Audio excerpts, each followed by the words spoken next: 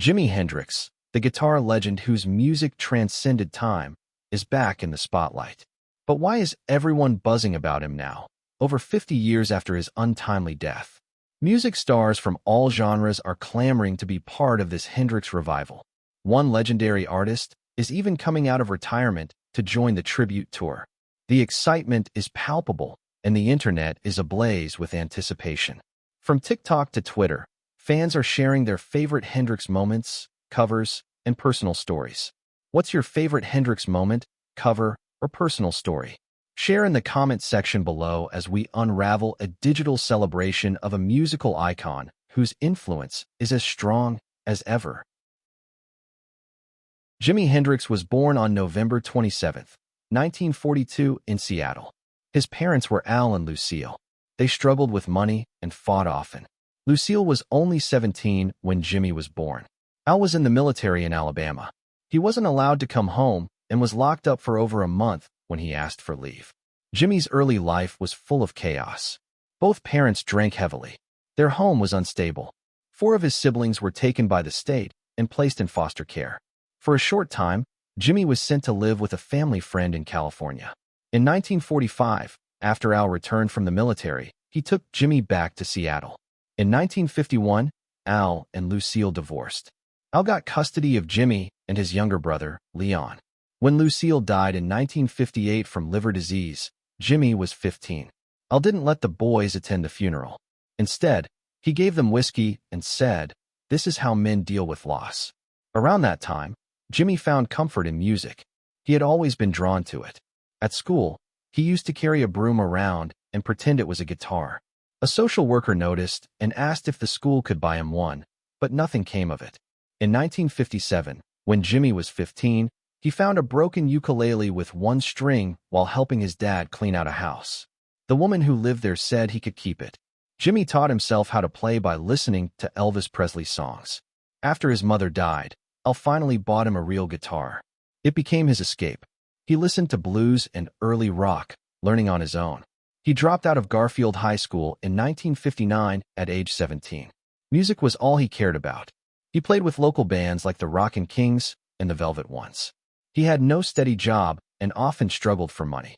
At times, he slept in abandoned cars, but he kept playing. He watched other musicians closely. One of them, Butch Snipes, played the guitar with his teeth. Jimi copied the move and made it part of his act. In 1961, when Jimi was 19, he got arrested for riding in a stolen car. He spent a week in jail. He was given a choice: go to prison or join the Army. He chose the Army and became a part of the 101st Airborne Division.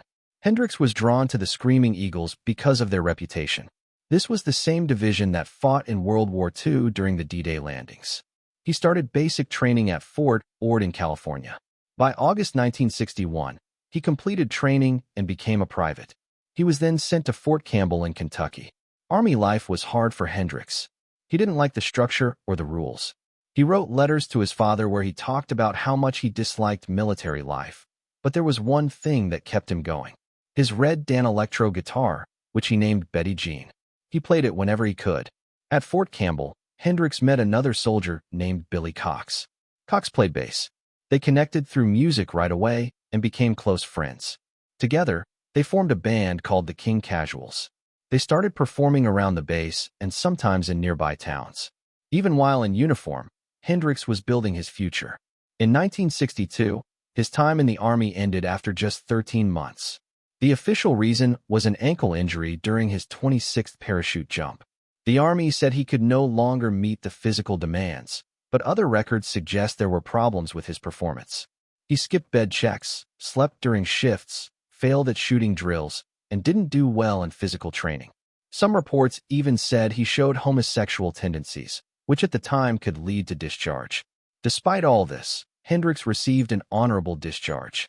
After leaving the Army, Hendrix and Billy Cox moved to Clarksville, Tennessee. They wanted to keep making music. They kept the name King Casuals and started playing in small clubs. This was when Hendrix began developing his unique style. He played a right-handed guitar upside down since he was left-handed.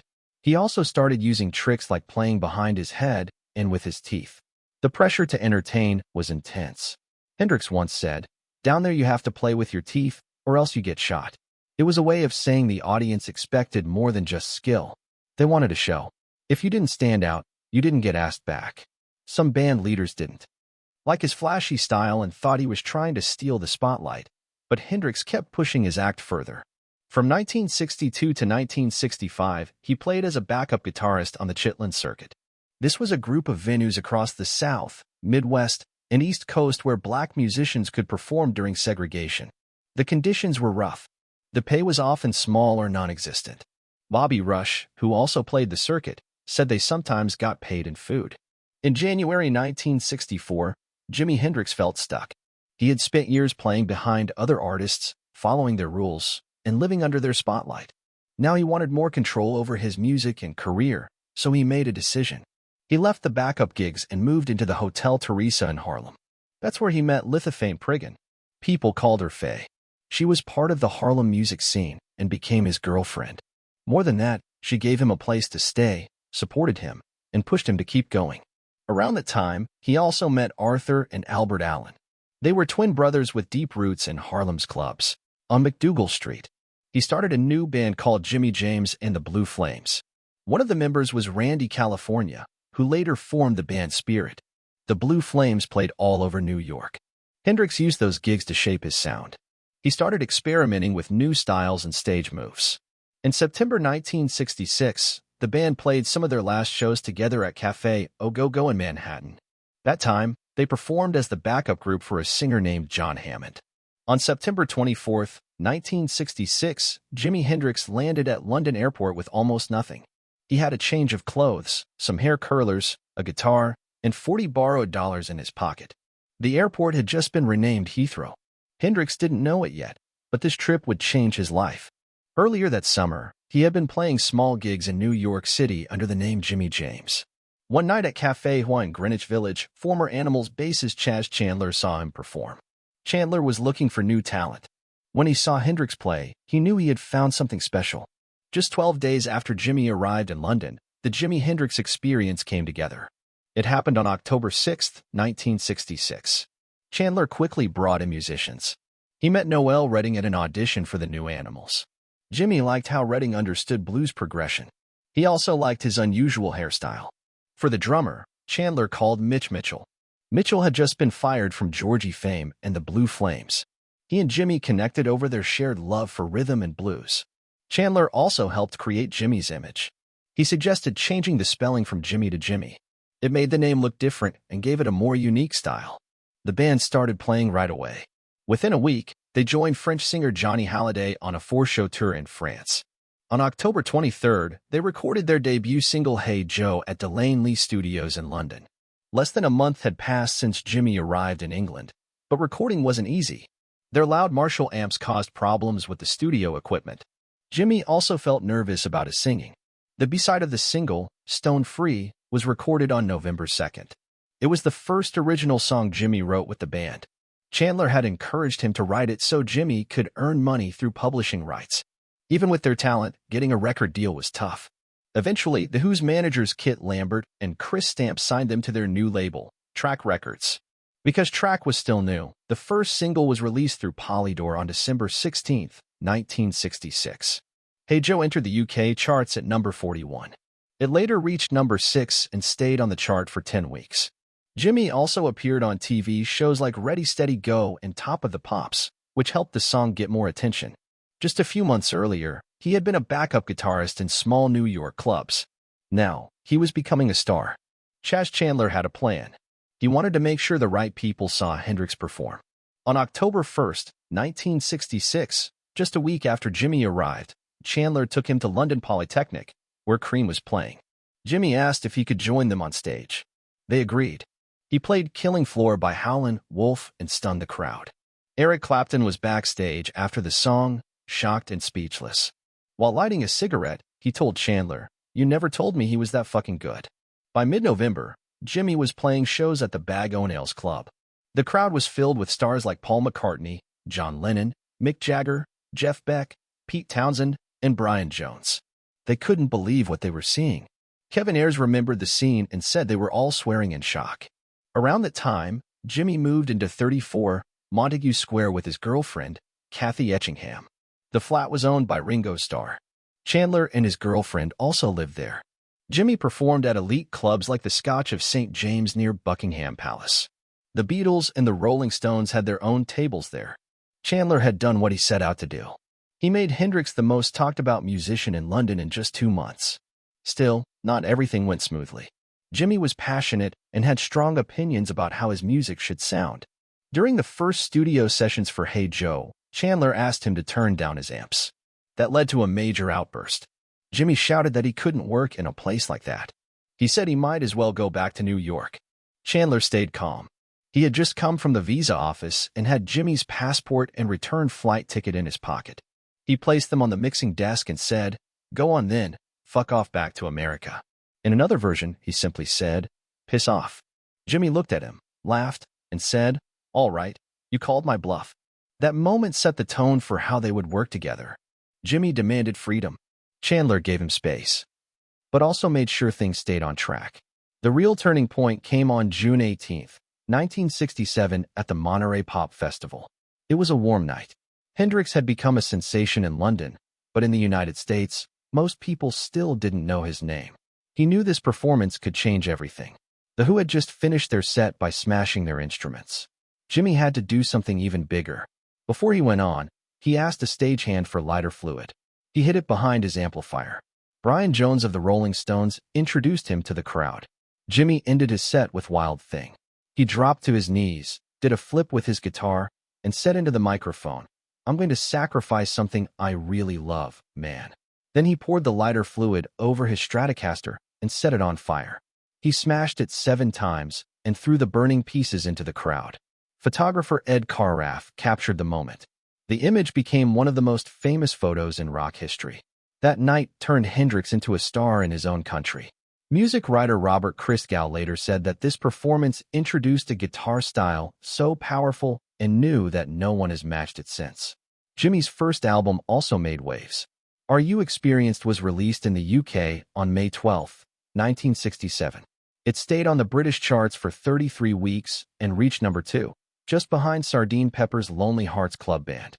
The UK version didn't include Purple Haze, Hey Joe, or The Wind Cries Mary. Instead, it featured songs like Red House, which showed Hendrix's blues roots. Jimi didn't like the UK album cover.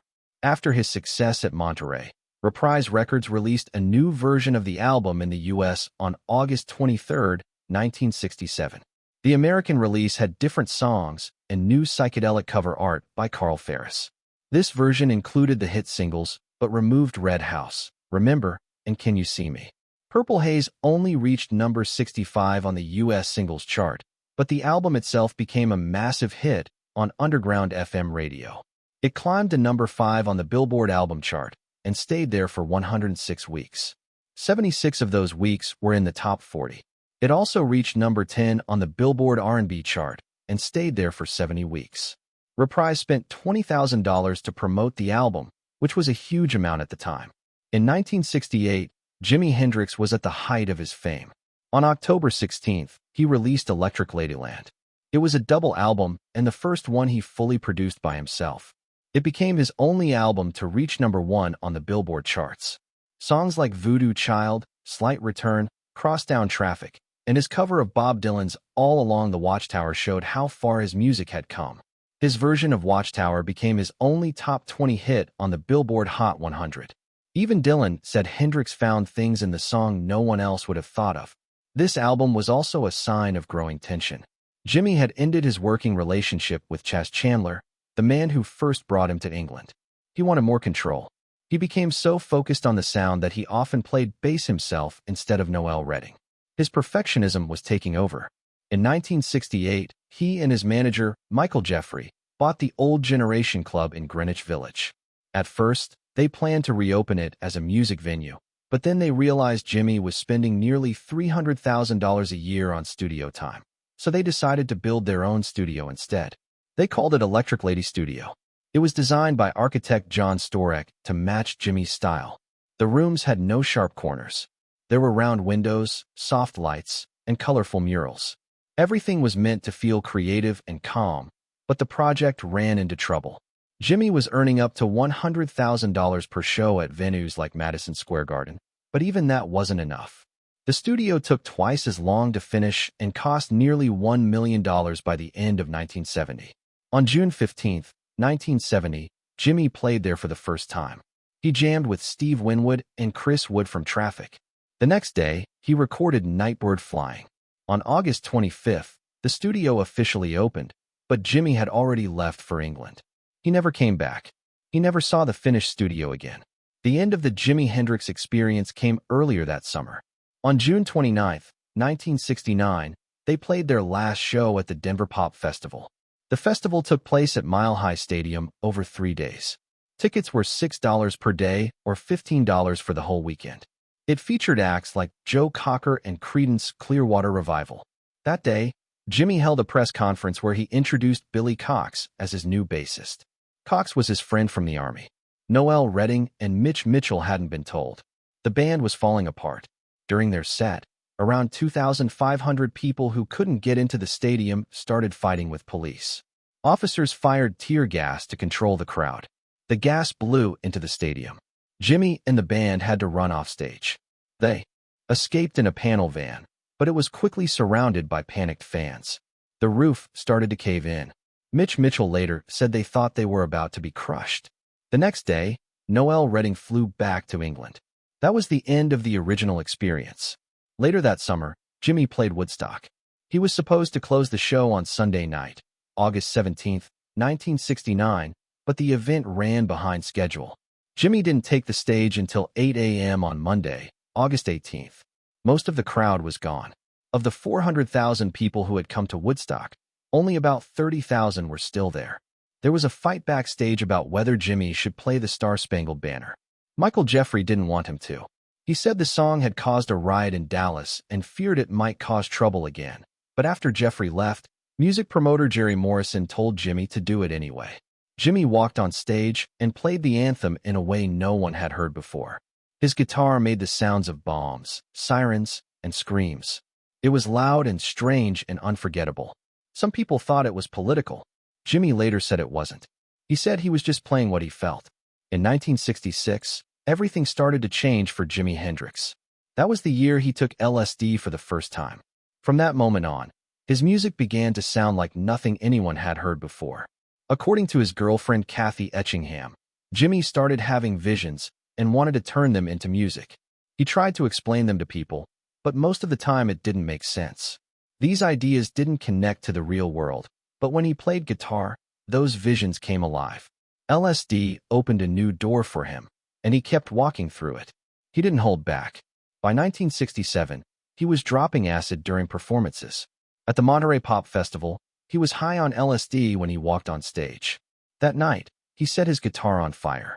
It shocked the crowd and made headlines around the world, but it wasn't just for show. It was a moment that showed how far he was willing to go. He was chasing something bigger than music. By the late 1960s, LSD had become a regular part of his life. So had marijuana, hashish, amphetamines, and cocaine. These drugs were always with him on tour. They shaped his sound. Songs like Purple Haze came from that world. Tracks like 1983, A Merman I Should Turn to Be, told strange stories that felt like dreams. Biographer Charles Cross said that very few stars were as connected to the drug culture as Jimi was. His music became a mirror of the psychedelic world he lived in. But there was another side of him that few people saw. Hendrix had a serious problem with alcohol. When he drank, something changed. People close to him said he became angry. The peace and calm were gone. One of the worst moments happened in the late 1960s. During a drunken argument, he hit his girlfriend Carmen Barrero with a vodka bottle. The cut above her eye needed stitches. His drinking started early. In July 1962, after he left the Army, he spent almost all of his $400 savings on a single night of drinking. He once said people told him he got foolish when he drank. But as he became more famous, the problem got worse. He was arrested several times during tours for getting into drunken fights. People close to him said alcohol brought out a different side. One person called it the biggest curse in his life. It caused mood swings and sometimes violent outbursts that didn't match the public image people saw on stage. Then came the Toronto arrest. On May 3, 1969, Hendrix landed at Toronto International Airport. Customs officers stopped him and found small amounts of heroin and in his bag. They arrested him at 1:30 p.m. after tests confirmed the drugs were real. He was released later that day on $10,000 bail. That night, he played a concert at Maple Leaf Gardens. During Red House, he changed the lyrics and said, "As soon as I get out of jail, I want to see her." The charges were serious. On May 5th, he was officially charged with 2 counts of drug possession. Each charge carried up to 20 years in prison. His bandmates, Noel Redding and Mitch Mitchell, later said they had been warned the day before about a planned bust. They believed someone planted the drugs. For his trial in December 1969, Hendrix had to cut his hair and wear formal suits. The trial lasted 3 days. After 8 hours of jury discussion, he was found not guilty. Outside the courthouse, he smiled, held up a peace sign, and said, "Canada has given me the best Christmas present I ever had." But freedom didn't bring peace. On September 3, 1970, while touring in Europe, Hendrix arrived in Gothenburg, Sweden. That day, he was met by Eva Sundqvist. She claimed that he had fathered her son, James. The child had been born on January 5, 1970. She said they had been together during his Stockholm concert in January 1969. This was not the first time someone made a claim like this, but the timing made it worse. Hendrix was already tired, using drugs heavily and emotionally drained. That night's concert was a mess. He forgot lyrics. He wandered from song to song. People in the audience said he looked completely out of it. 2 weeks later came the end. On the night of September 17th, Hendrix was with his girlfriend, Monica Damon. They drank wine at her apartment in the Samarkand Hotel in London. After going to a party, they came back around 3 a.m. Monica later said they talked until about 7 a.m. and then went to sleep. Sometime after that, Jimmy took 9 Vesperax sleeping pills. That was 18 times the normal dose. The drug was so strong, it later got banned in many countries. In the days leading up to his death, Hendrix had been sick. He was exhausted and likely had the flu. He was also losing trust in people around him.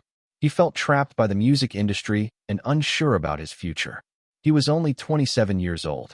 That put him in the tragic 27 Club, along with Janis Joplin, Jim Morrison, Brian Jones, and later Kurt Cobain and Amy Winehouse. On September 18, 1970, at 11:18 a.m., an ambulance was called to the hotel. It arrived 9 minutes later. The crew found the door open. The gas fire was still on. Hendrix was lying in bed. He was covered in vomit. His airways were completely blocked. Strangely, Monica was not there, even though she later said she never left his side. Ambulance worker Reggie Jones said it was one of the worst scenes he had ever seen. The vomit was dark, almost black, and soaked through the pillow. Hendrix was taken to St. Mary Abbott's Hospital. Doctors tried to revive him, but it was too late. He was pronounced dead at 12:45 p.m. There were still questions. Surgeon John Bannister said that red wine came pouring out of Hendrix's lungs and stomach. He believed Hendrix drowned, either at the hotel or on the way to the hospital. But toxicology reports showed very little alcohol in his system. In 1992, new questions led to a private investigation. Scotland Yard reopened the case and interviewed everyone involved. In 1993, they closed the case again. No clear answers were found. Jimi Hendrix is back in the spotlight in 2025. Even though he passed away more than 50 years ago, his legacy is as strong as ever. On March 18, 2025, the state of Washington honored him with the Medal of Merit. This is the highest award the state can give to a civilian. Along with Lieutenant Governor Denny Hecht and Secretary of State Steve Hobbs. They handed it to Hendrix's family and to the Museum of Pop Culture, which features a full exhibit about his life and music. The medal was given to recognize Hendrix for his influence both in the state and across the world. Governor Ferguson called him one of the most influential guitarists of all time. He said Hendrix's impact went far beyond Washington and helped shape modern music. While this honor was taking place in Olympia, something else was happening on the road. The Experience Hendrix Tour made its return after a 5-year break caused by the pandemic. The tour travels across North America with a group of musicians who play Hendrix's songs and celebrate his work. Tonight, March 21st, the show takes place at the Chicago Theater. It is part of a 33-day tour that covers major cities across the United States. The tour lineup is filled with big names.